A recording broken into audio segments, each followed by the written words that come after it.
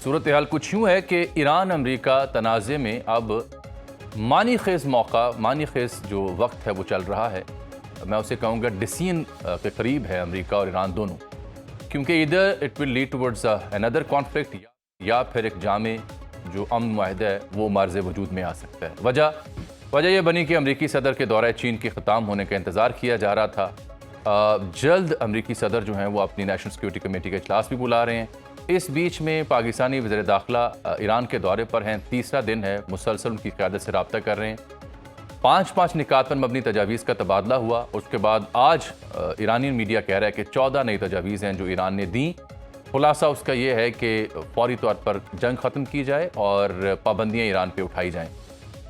ईरानी media का यह भी दावा है कि ईरानी तेल पर जो पाबंदियाँ अमरीका ने आयद की हैं वो आर्जी तौर पर उठाने को तैयार हैं, लेकिन इसके बरअक्स जो सूरत हाल है वो खौफनाक है। वो ये है कि कुछ इसराइली मीडिया जो है I-13 चैनल या दीगर, उन्होंने रिपोर्ट किया है कि बड़े जो जंगी कार्गो हैं अमरीका के, वो दर्जनों के हिसाब से इसराइल के मुख्तलिफ अहम शहरों में लैंड किए हैं साजो सामान के साथ। और फिर इस बीच में नेतन्याहू और ट्रंप की टेलीफोनिक कन्वर्सेशन भी हुई है। ये इस बात का सबूत है कि एक नए हमले की तैयारी भी हो रही है साथ पैरेलल। तो एग्जैक्टली अब शेपअप क्या करेंगी चीज़ें, क्योंकि अगले 24 से 48 घंटे इस पूरे तनाज़े में इंतहाई अहमियत के हामिल हो चुके हैं। पाकिस्तान की सालिसी आपके सामने है।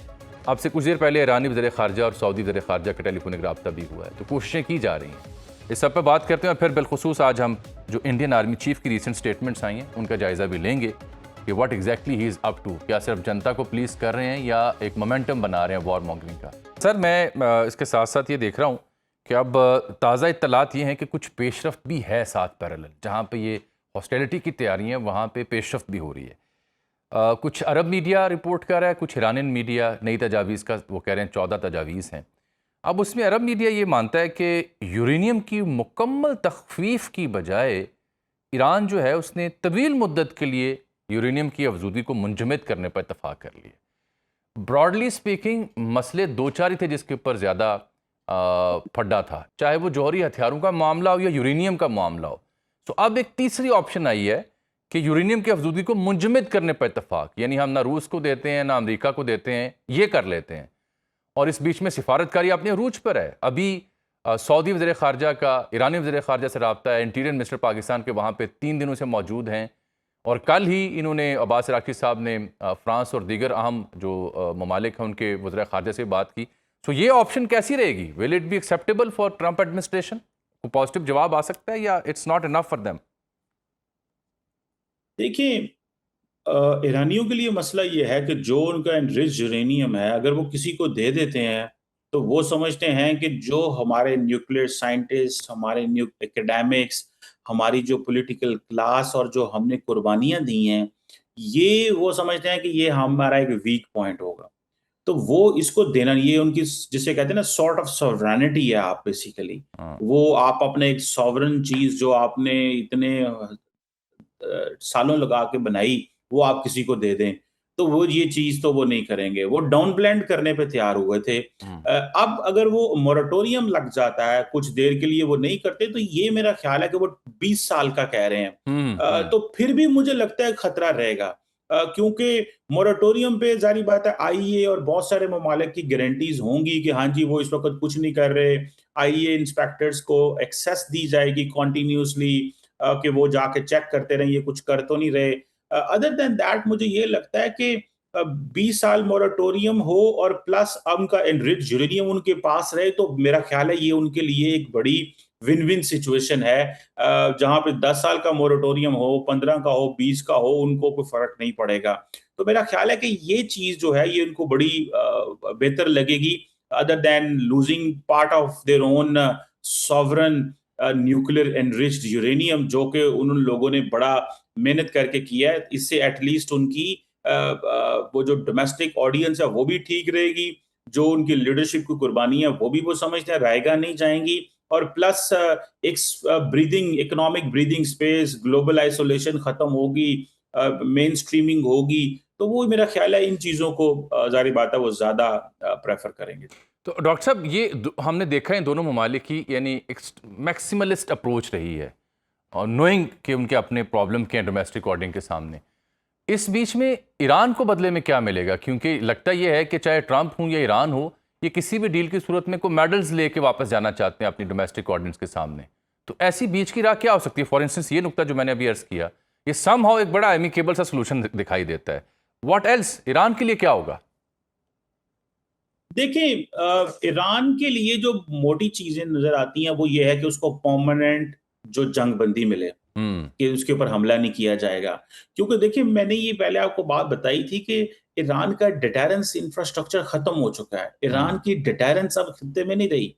ईरान की अपनी कैपेबिलिटी किसी खतरे को रोकने की, जंग को रोकने की, वो in terms of defence capability तो नहीं है, लेकिन in terms of attacking other countries है, और इन टर्म्स ऑफ स्टॉपिंग जो ग्लोबल सप्लाई चेन उसको रोकने में आती है।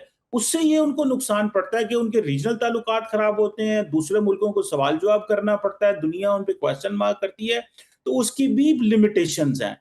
तो वो चाहता है कि परमानेंट जंग, उसके ऊपर हमला ना हो, क्योंकि डिटेरेंस नहीं है। और दूसरा, वो जारी बात है, अगर उनके एसेट्स उनको फ्रीज मिल जाए, वो मेन स्ट्रीमिंग हो जाए, इकोनॉमिक ऑप्शंस उनके लिए खुल जाए, उनके लोगों तक टेक्नोलॉजी की एक्सेस आ जाए, तो वो समझते हैं कि वो बहुत कुछ और कर सकते हैं। और अब जारी बात है, ईरान के अंदर एक लीडरशिप भी चेंज जरूर मौजूद है। अब भले वो वही लोग हैं, वही सारा कुछ है, लेकिन एटलीस्ट कुछ तब्दीली जारी बात है सोच में आती है, चीजें बेहतर होती हैं। गो कि ये तस्वर किया जाता है कि अच्छा जो डॉक्टर साहब, मौजूदा एक इसी नुक्ते से लीडरशिप जुड़ा है वो एक देखें, हमने ये भी एनालिसिस करना है ना कि पाकिस्तान क्या हासिल करेगा बदले में। अगर बिलफर्ज, जो कि ईरानियन मीडिया क्लेम कर रहा है, आर्जी तौर पर तेल के ऊपर जो पाबंदियां हैं ईरान के ऊपर अमेरिका की जानिब से वो हटती हैं अगर, तो उससे पाकिस्तान कैसे मुस्तफीद हो सकता है और कितना हो सकता है? देखिए, हम भी ज़ाहिर बात है एनर्जी स्टार्व्ड नेशन है, 250 मिलियन की आबादी है। हमें फॉर एग्ज़ाम्पल जैसे हमारी ईरान पाकिस्तान गैस पाइपलाइन थी, अगर कुछ चीज़ें बेहतर होती हैं तो हमें ज़ाहिर बात है अगर सस्ती एनर्जी मिलनी शुरू हो जाए, और जिस तरह आपने देखा है कि हमारी पोर्ट्स दोबारा एक्टिवेट हो रही हैं, हमने ग्वादर पोर्ट के ऊपर जो टैक्सेस थे वो कम किए हैं, हम अब दुनिया को अट्रैक्ट करना चाहते हैं, अल्टरनेट हमने अपने ऑप्शंस जो हैं वो हम्म। सामने लेके आए हैं। तो मुझे लगता है कि ये एक बेहतर जो है वो सिचुएशन डेवलप होगी, जिससे अगर ईरान रेलेवेंट होता है, इकोनॉमिकली मेनस्ट्रीम होता है, तो देखें चाइना इस वक्त ईरान से क्या चाहता है, एनर्जी। तो हमें भी वो जारी बात है एनर्जी मिलेगी, मार्केट्स खुलेंगी, आपका बलूचिस्तान के अंदर दोबारा तरक्की होगी, रिवाइवल होगी मार्केट्स की, जो बॉर्डर मार्केट्स थी, जो ट्रेड इलीगल हो रही है या इनफॉर्मल हो रही है, उसको आप मेन स्ट्रीम कर पाएंगे, हुकूमत उससे टैक्सेस ले सकती है, एंड अबव ऑल देखें ग्लोबल मेन स्ट्रीमिंग, हमारी रेपुटेशन का बेहतर होना। अब हमें बहुत और फ्रेमवर्क में देखा जा रहा है, हमें ओस्लो ऑफ द ईस्ट, मैं तो अगले दिन मैंने एक अपना पॉलिसी जी पेपर जी। अपने थिंक टैंक स्नोबर इंस्टीट्यूट में लिखा, और मैंने कहा जी हम तो ओस्लो ऑफ द ईस्ट है। तो हमारा बेसिकली, देखिए आपको परसेप्शन मैनेजमेंट में आपको बड़ा टाइम लग जाता है, हम्म। ये परसेप्शन मैनेजमेंट आपकी बड़ी जबरदस्त हुई है, तो मल्टीपल ऑप्शंस हैं। दी ओनली थिंग इज कि हम क्या इनको ग्रैब कर सकते हैं, इन अपॉर्चुनिटीज को प्रॉपर्ली, या नहीं वेरी कर ट्रू, सकते, वेरी ट्रू। या हमने जो पहले अपॉर्चुनिटीज आई थी जिस तरह उनको जाया किया, ये भी उसी तरह जाया हो जाएगी। So these are very some important questions, क्योंकि हमारे इंटरनल पॉलिटिकल सिचुएशन के चैलेंजेस भी हैं, मैक्रो इकोनॉमिक स्टेबिलिटी भी है, जो कि अब बेहतर नजर आ रही हैं दोनों चीजें, लेकिन फिर भी किस तरह की सिचुएशन डेवलप होती है when there is a change of leadership, तो ये चैलेंजेस तो रहेंगे। च, हमें से चल फायदा कैसे उठाना है, ये लॉन्ग टर्म हम जो एक जो जो आप इकोनॉमिकली स्टेबल मुल्क बन सकें। पाकिस्तान की जो ग्लोबल पोजीशनिंग है उसके ऊपर तो आप बात कर रहे हैं, उसी से जुड़ा इंडियन हॉस्टिलिटी वाला एलिमेंट भी है ना। रिसेंटली जो उनके आर्मी चीफ बात कर रहे हैं जोग्राफिया की, अजीब बात वो कर रहे हैं, डिस्पाइट जो कुछ पिछले साल हुआ मार्के हक में। ये सिर्फ लोकल ऑडियंस को प्लीज करने की एफर्ट है, या this is what India is now? यही है भारत अब असल चेहरा उसका? देखिए, ये प्रॉब्लम इंडियन मिलिट्री लीडरशिप के साथ ये आया है कि वो बीजेपी को खुश करने के लिए सारा दिन काम करते रहते हैं। हम्म। और ये कोई, this is not just a sentence या कोई थॉट नहीं है, ये हकीकत है। आप देखें ना कि इंडियन जो आर्मी चीफ है वो कभी किसी मंदिर जा रहे होते हैं, वो कभी किसी ऐसी जगह जी जा जी। रहे होते हैं जहां पे वो जो right wing Hindu nationalist lobby है उसको कन्विंस कर रहे हैं। और दूसरा, एक इंडिया के अंदर एक और बड़ी चीज है कि जो भी आर्मी चीफ रिटायर होता है उसका दिल करता है कि मैं नेशनल सिक्योरिटी एस्टैब्लिशमेंट के करीब आऊं, मैं नया सीडीएस भी बनने की कोशिश करते हैं। और क्योंकि नॉर्मली सीडीएस जो है वो आर्मी से लिया जाता है, तो आप देखेंगे कि इंडियन जो आर्मी चीफ है उनका अंदाज थोड़ा डिफरेंट है। वो ज्यादा पिच कर रहे हैं अपने आप को इंडियन लीडरशिप के करीब कर रहे हैं कि देखें हम जो है वो, और फिर आपको पता है रिटायर होने के बाद ये दोबारा पोजीशन मिलती है। तो ये चीजें हैं। और दूसरा एक आप देखें, ज्यादा जो रोल प्ले किया जाता है इंडिया के अंदर वो पॉलिटिकल क्लास करती है, और मिलिट्री को तो बताया जाता है आपने क्या करना है। मिलिट्री की ज्यादातर डिसीजन मेकिंग में कोई से नहीं है इंडिया के अंदर। तो आपको वो लगेगा नहीं, वो इंतजार करते रहते हैं कि डिफेंस मिनिस्टर क्या कहेगा, प्राइम मिनिस्टर क्या कहेगा, जिसकी वजह से उनको नुकसान भी होता है समटाइम, क्योंकि प्राइम मिनिस्टर समटाइम या लीडरशिप फैसले नहीं करती। तो ये ज्यादा फिर इसी तरह की वेरी ट्रू। रेटरिक और ये चीजें, हम ऑपरेशन सिंदूर जारी है, ऑपरेशन सिंदूर 2.0 होगा, मतलब हाइपोथेटिकल बातें, फौज को इंगेज करते रहना। देखें, इनकी हुआ यह है कि मोरल बहुत कम हो गया था पिछले साल, आर्मी का, एयरफोर्स का। वो मोरल कैसे ठीक करना है, तो फिर आपको दोबारा, और आपने निचले लेवल पे जो सोल्जर हैं, जो जी जी जी ऑफिसर्स हैं, जी जी। उनको कैसे गेयर अप करना है कि भाई पाकिस्तान के साथ लड़ना है। तो यही चीजें हैं। आपको याद होगा कुछ महीने पहले उन्होंने एक्सरसाइजेस बहुत बड़ी शुरू कर दी थी। वो अगेन एक कॉन्फिडेंस था अपनी फौज को कैसे बताना है कि भाई हम जाना ताकतवर हैं, हम मजबूत हैं, ये जो हमारे साथ मई में हुआ था हम उससे अच्छा परफॉर्म करेंगे अगली दफा। तो मुझे लगता है कि ज्यादातर या तो ये अपनी अपनी जॉब नहीं सिक्योर कर रहे हैं डोमेस्टिक ऑडियंस के लिए। बीजेपी की जो राइट विंग ऑडियंस है वो इनका एक बड़ा टारगेट है।